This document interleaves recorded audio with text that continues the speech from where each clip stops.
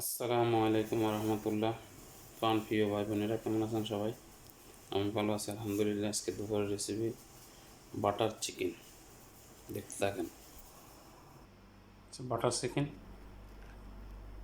খালি চিকেন, খালি গোস, ইয়ানি মাংস, খালি হাড্ডি সান্ডি ছাড়া।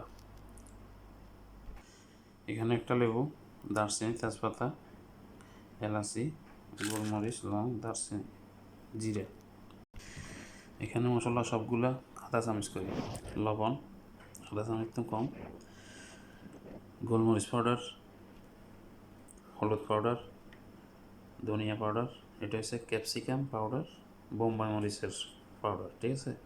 মশলার গুঁড়ি 1 চামচ, একটু এলাচি পাউডার, জিরা পাউডার আধা চামচ, টমেটো, পেঁয়াজ, রসুন, আদা, কারি পাতা, ধনিয়া পাতা, 2 পিস লেবু আছে, লেবুর রস দিব, কাঁচামরিচ, টক দই, পেস্ট,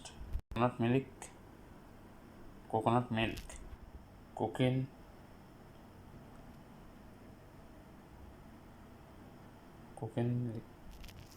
কুকিং ক্রিম, এটা হচ্ছে কুকিং ক্রিম।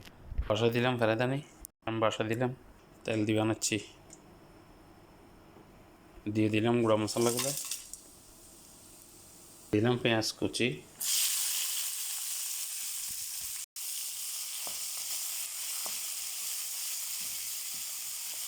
দিয়ে সাদা ভাত রাইস কুকারে দিয়ে দিলাম, টমেটো কুচি, দিয়ে দিচ্ছি আদা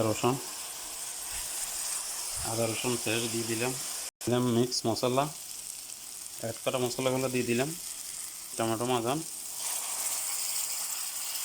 দিলাম, একটু পানি